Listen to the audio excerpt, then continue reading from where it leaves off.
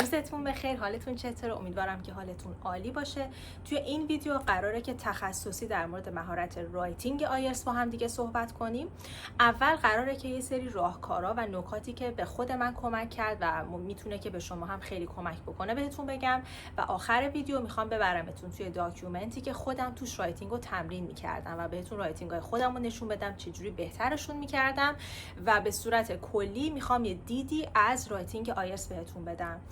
و در مورد این داکیومنتی هم که دارم میگم، ویدیوهای قبلی در موردش صحبت کردم توی ویدیو چجوری بر آیلتس وکب بخونیم. اگر اون رو ندیدید اول برید اونو ببینید تا یه پیش زمینه‌ای از کلیت بحث داشته باشید. بچه‌ها، من رایتینگ آیلتس خودم 7 شدم. بریک داون نمره هم توی ویدیوهای قبلی هستش و کسایی که تو مسیر آیلتسن میدونن که رایتینگ آیلتس واقعا مهارت سختیه و نمره آوردن توش اصلا راحت نیست. بین 6.5 آیلتس و بین 6.5 رایتینگ و 7 رایتینگ فرقه. بین 7 رایتینگ 7.5 رایتینگ فرقه. نیم نمره هم پیشرفت کردن توی این مهارت اصلا راحت نیستش و فکر میکنم یه مقداریش هم مشکل به خصوص ما ایرانی‌ها ممکنه باشه. ملیت‌های دیگه باز فکر می‌کنم کمتر توی این مهارت مشکل داشته باشن. حداقل چیزی که من خودم دیدم از حالا اساینمنت انجام دادن با ملیت‌های دیگه متوجه شدم اینه که شاید یه مقدار ماها خیلی شاید بلد نباشیم رایتینگ خوب بنویسیم، ولی خب اشکال نداره، با تمرین و تکرار همه چی میتونه که پیشرفت بکنه. خب اول از همه بچه‌ها چیزی بهتون بگم، رایتینگ خوب یه رایتینگی که کاملا قابل فهم، پیچیده نیست و شما چه جلوی یه آدم خیلی معمولی بذاری چه جلوی اگزامینر بذاری، هر دوتاشون کامل میفهمن که حرف تو چیه. بعضیا فکر میکنن برای رایتینگ آیلتس حتما باید کلمات خیلی قلم به سلمه استفاده بکنن، خیلی فریزای پیچیده استفاده بکنن، در صورتی که اصلا اینجوری نیست. خیلی فکر میکنن که کلمات سطح C2 یا C2 خیلی باید توی رایتینگمون استفاده بکنیم تا نمره خوب بگیریم. اولا که خیلی از کلمات هستن که شما نمیدونید سطح C2 ان، ولی توی دانش زبان شما هست. مثلا کلمه unsafe شاید کلمه‌ای باشه که همتون معنیشو بدونید و همتون ازش بارها استفاده کرده باشید. لزوما کلمات سطح C2 کلمات خیلی پیچیده‌ای نیستن، کلمات عجیب غریبی نیستن و به صورت کلی رایتینگ شما باید قابل فهم باشه، نباید پیچیده باشه. این رو همیشه توی ذهنتون داشته باشید. نکته بعدی که وجود داره، بچه‌ها وقتتون رو خیلی سر سمپل خوندن تلف نکنید. درست سمپل میتونه براتون کاربرد داشته باشه به شرطی که بلد باشید چجوری ازش استفاده بکنید. این که فکر کنید فقط با سمپل خوندن میتونید خودتون یه رایتینگ خوب بنویسید، این کاملا تصور اشتباهیه. مثل اینه که شما یک کسی رو که داره شنا میکنه هر روز بری نگاه کنی و فکر کنی که میتونی خودت هم یه روز شنا کنی اگر فقط اون آدم رو نگاه کنی. خب نه، بله سمپل خوندن میتونه به درد شما بخوره به شرطی که شما فقط برای یادگیری یه سری فریزها، کلمات جدید و حالا ساختارهای رایتینگ نوشتن ازش استفاده بکنید. ولی این که فکر کنید میتونید از رایتینگ یکی دیگه شما ایده برداری کنید و خودتون یه رایتینگ خفن بنویسید یهو سر آزمون بدون تمرین قبلی، این اتفاق قرار نیست بیفته.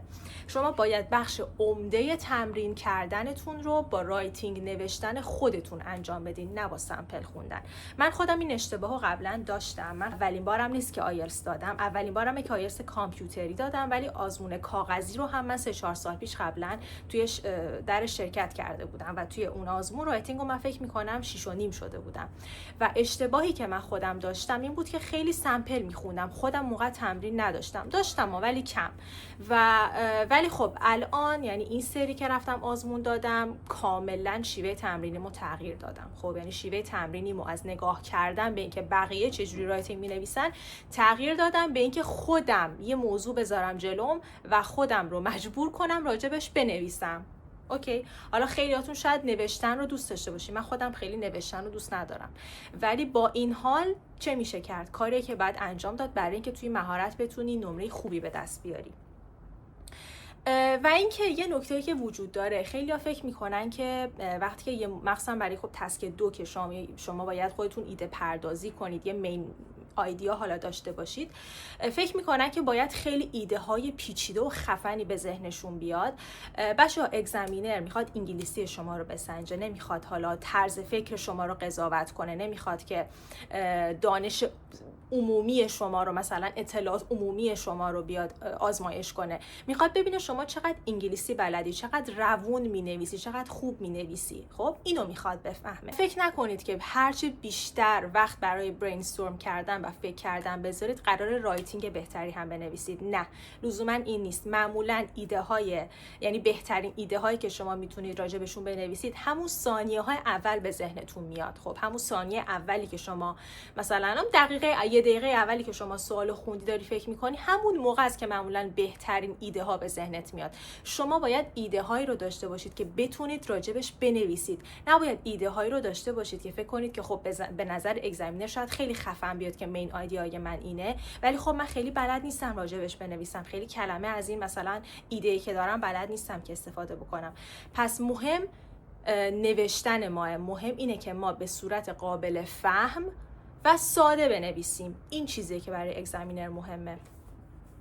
نکته بعدی که وجود داره اینه که بچه‌ها حتما سعی کنید فیدبک بگیرید. خب مخصوصا اگر که حالا تازه هستید توی این مسیر، حتما سعی کنید که رایتینگتون رو حداقل 1-2 بار بدید توسط یک شخصی که تجربه داره توی زمینه آیلتس و دیدگاه اگزمینر رو میدونه. حتما سعی کنید رایتینگتون رو بدید، به این آدما براتون تصحیح کنن و بهتون فیدبک بدن. به خاطر اینکه ما تو مغز اگزمینر نیستیم، اینا توسط یک کرایتریا یا معیارهای خاصی به ما نمره میدن که کسی که توی زمینه آیلتس تجربه زیادی داره و یا اصلا خودش اگزمینر بوده یا اگزمینره، از این موضوع اطلاعات بهتری داره و میتونه فیدبکش خیلی به شما کمک بکنه. نکته دیگه‌ای که میخوام بهتون بگم در مورد زمان بندیه.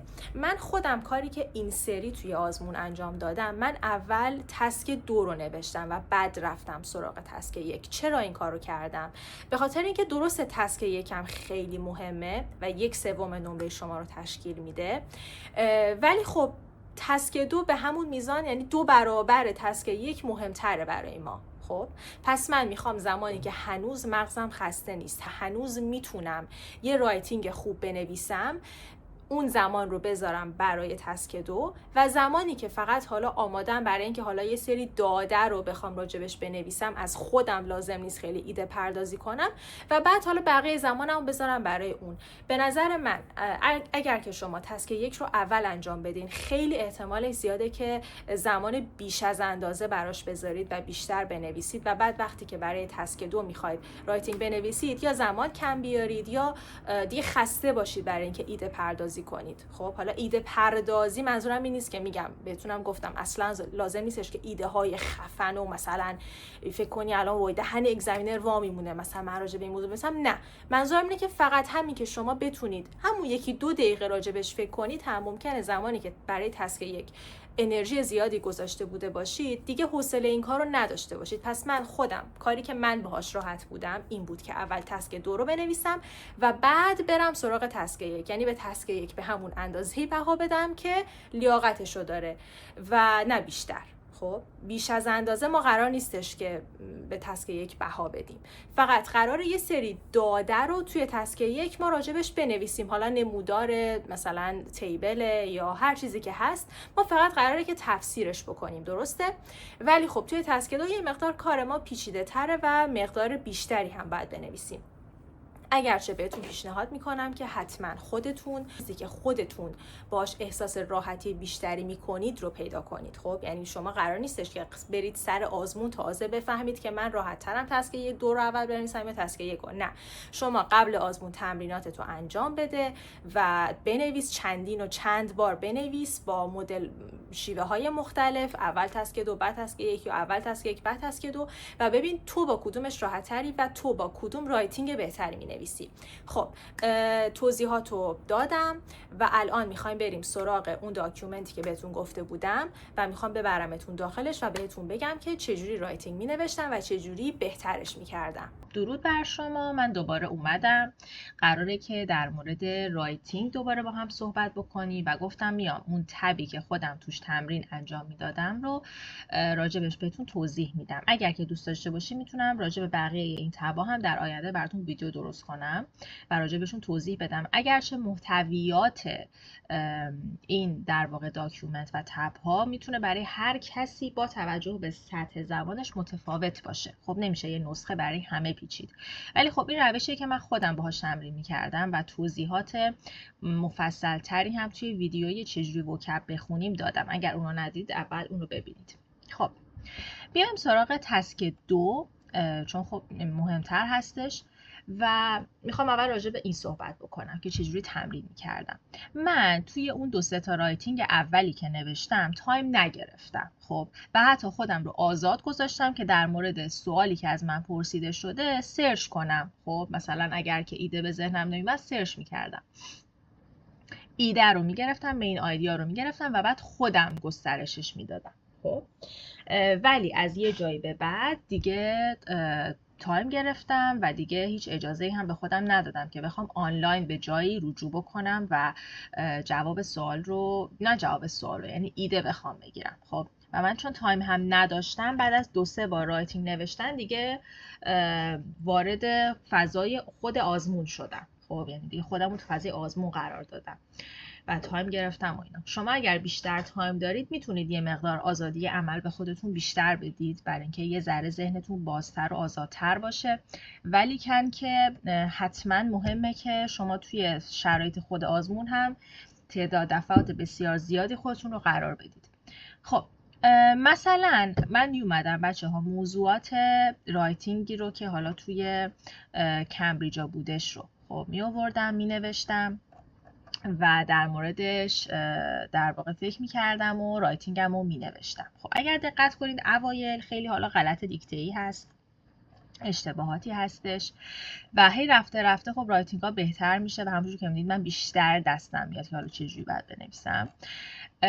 ولی یه نکته بسیار مهمی هم که وجود داره اینه که اگر که دارید حالا توی کامپیوتر می نویسید، که بهتر هستش که اصلا توی کامپیوتر بنویسید چون آیلتس دیگه کاغذی نیستش، حتما اون آتو کرکشنتون رو خاموش بکنید، نذارید که خودش به صورت اتوماتیک برای شما اصلاح بکنه، که از اینجا میتونید بهش دسترسی پیدا بکنید. ببینید قسمت Tools Spelling and Grammar، بعد اینجا میتونید این تیک‌ها رو حالا هر کدومو که میخواید دیگه بردارید. خب یعنی همش رو باید بردارید دیگه، چون نه توی آزمون شما به گرامر ساجستشن دسترسی داری، نه سپلینگ ساجستشن، نه هیچ کدومش. خب هیچ کدوم اینا قرار نیست برای شما چک بشه و نمره بابتش از دست خواهید داد. پس مهمه که اینا رو خاموش کنید. ببینید الان برای من چون خاموش نیست، مثلا زیر این غلط‌های املایی داره برای من ارور میده، ولی مثلا من اگر که اینو خاموش بکنم دیگه این قرمزی ها هم میره. خب حالا من چون میخوام شما ببینید دیگه روشنش میذارم. خب مثلا رایتینگ اولی که من نوشتم در مورد لایف اکسپکتنسی هستش. خب طول عمری که مردم دارن و داره افزایش پیدا میکنه، همونجوری که توی صورت سوال گفته. بعضیا معتقدن که میتونه مشکلاتی برای دولت یا گاورمنت ایجاد بکنه، بعضیا میگن که ممکنه که میتونه که سود برسونه اگر که جامعه تعداد بیشتری افراد مسن داشته باشه. تا چه حدی این در واقع ادوانتیج های داشتن افراد یه مقدار مسن‌تر میتونه که غالب بشه بر دیس ادوانتیج ها. خب همونجور که میدونید اسی ها تایپ های مختلفی دارن، میتونه اپینین اسی باشه، ادوانتیج دیس ادوانتیج باشه و ممکنه که حالا بگه آقا مثلا 2 تا گروه هستن که نظرشون اینه، هر دوتاشو دیسکاس کن و نظر خودتو بگو. هر کدوم اینا یه ساختار متفاوتی داره نوشتن براش و ولی خب یه چیز کلی هستش که شما خب باید یه اینتروداکشن داشته باشی، باید حالا من خودم همیشه 2 تا مین بادی داشتم و بعدم یه کانکلوژن. خب حالا اینجا یه مقدار فکر میکنم که چون اوایلش بوده مثلا من اینتروداکشن و کانکلوژن هم دیگه زیادی طولانیه، ولی که مهم هستش که حواستون باشه اگر از شما میخواد که شما نظر خودتون رو بگید فراموش نکنید. اگر که مثلا میگه اوکی بیا هر 2 تا دیدگاه رو دیسکاس کن و آخرش نظر خودت رو بگو، نه یا فقط نظر اونا رو دیسکاس کن و فراموش کنی که نظر خودت هم بگی. خیلی مهمه که حواست باشه نظر خودت رو هم بگی. خب من همونجور که میبینید اینجا یه اینتروداکشن دارم، بعد مین بادی، یه مین بادی اینجا، یه مین بادی اینجا هستش که حالا توی مین بادی اول دارم مشکلاتش رو میگم که مثلا یکیش اینه که خب این افراد بیشتر از مشکلات سلامتی رنج میبرن و در واقع بعد توسط بچه هاشون یا اقوامشون مورد همیشه کیر کردن واقع بشن و همیشه به افراد دیگه‌ای وابسته هستن. مثلا من اینجا بعد این لیدینگ باشه، خب حالا من اشتباه تایپ اینجا داشتم و حالا رفته رفته این بهتر میشه. بعدش دارم میگم که آقا مشکلات سلامتیشون ممکنه که باعث بشه که مشکلات مالی، فیسکال یعنی مالی، فیسکال پرشر یعنی فشار مالی برای دولت ایجاد بشه. و بعد دارم میگم که خب مثلا خیلی هاشونم، بعد دارم اگزمپل میارم. خب من یه ساختاری که ازش استفاده میکردم، هر مین آیدیایی رو که داشتم آخر اون پاراگراف میمدم یه مثال توی دنیای واقعی هم راجبش میزدم. مثلا من توی این پاراگراف دارم چی میگم؟ دارم در مورد اون داستان مدیکال و در واقع مشکلات سلامتی که افراد مسن دارن و میتونه برای اطرافیانشون و گاورمنت مشکل ایجاد کنه صحبت میکنم. حالا اومدم گفتم که آقا مثلا این افراد نیاز دارن که برن توی جلسات فیزیوتراپی شرکت بکنم و در واقع خیلی هزینه های زیادی رو متحمل بشه، حالا بیمه و اینا.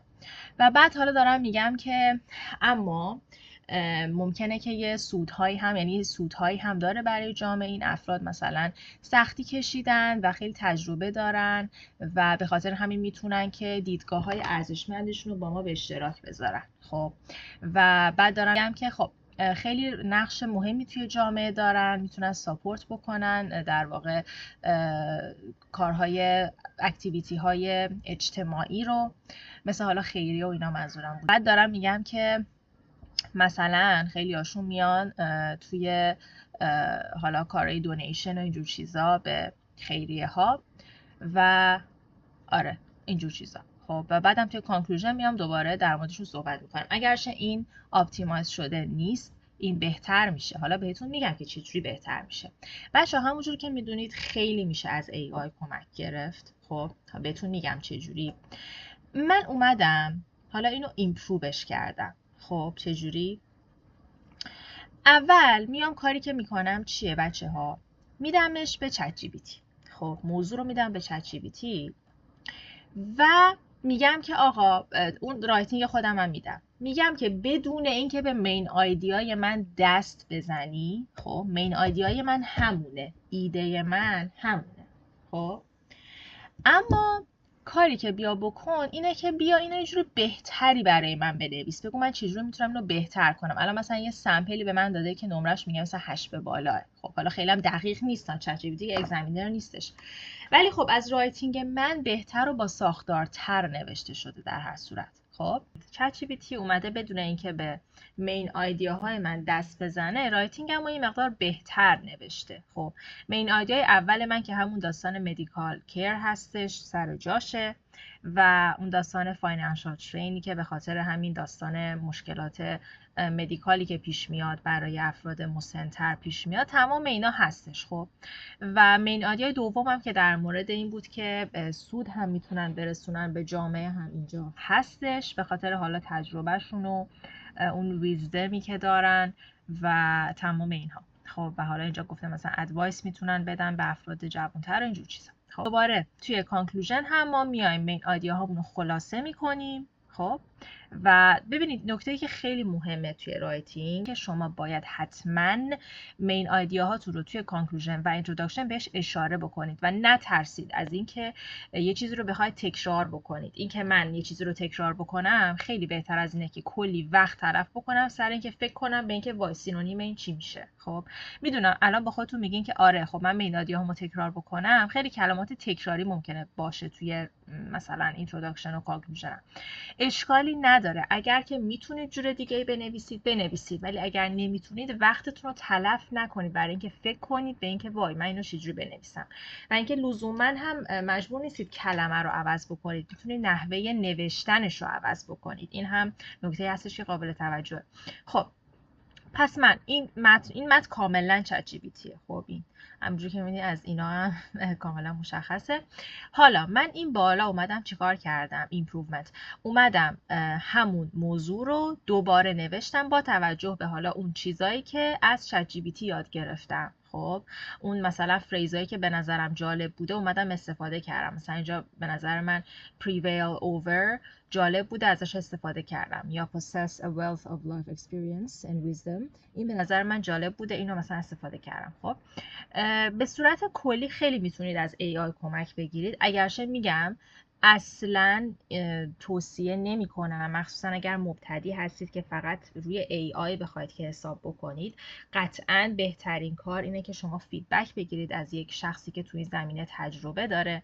اما نکته‌ای که هستش اینه که خب اگر وقت کمی دارید، مثل شرایطی که من خودم داشتم، و حالا سطح زبان خوبی دارید در حدی که فقط یک نفر غلطاتون رو حالا بخواد اصلاح بکنه و نه که ایده هاتون رو عوض بکنه، ولی خب مثلا یه ذره نوشتنتون رو بهتر بکنه، میتونید ازش کمک بگیرید. ولی قطعا نباید همون گام اولتون باشه برای اینکه بخواید رایتینگتون رو بهتر بکنید. خب حالا این تقریبا همون موضوعه، فقط یه ذره حالا مدل سوالش فرق داره. گفته حالا ادوانتیج و دیس ادوانتیج رو بگو. خب حالا اشتباهات تایپی میبینید دیگه. مثلا اینجا هست مثلا این باید تو باشه، ولی خب مثلا من خیلی به خاطر این داستان کامپیوتری بودن باید حواستون به اشتباهات تایپی باشه. بعضی وقتا هستش که شما ممکنه واقعا دیکته کلمه رو بدونید ولی خب اشتباه تایپی پیش بیاد براتون. خب حالا مثلا اینجا ببینید من یه اشتباهی که توی اینتروداکشنم داشتم که اینجا نوشتم خودم اینه که من مین آیدیا هامو ننوشتم توی اینتروداکشنم. دوباره خب بهش اشاره نکردم. این اشتباهه. حالا اومدم دوباره مین آیدیا هامو توی 2 تا پاراگراف توی بادی ها نوشتم و بعد توی کانکلوژن اومدم دوباره. البته کانکلوژن خب اینجا خیلی طولانی نوشتم نسبتا و خب حالا اینم ایمپروو شدهش هست که حالا چت جی پی تی نوشته و همونجور که میبینید من یه سری از در واقع فریزایی که به نظرم جالب بوده اینا رو هایلایت کردم که حالا توی رایتینگ های بعدی ازش استفاده بکنم. و حالا بریم رایتینگ بعدی. مثلا اینجا موضوع گلوبالایزیشن هستش. خب و میگه که تا چه حد موافقی که در اینجا داره میگه که گلوبالایزیشن داره برای دنیای ما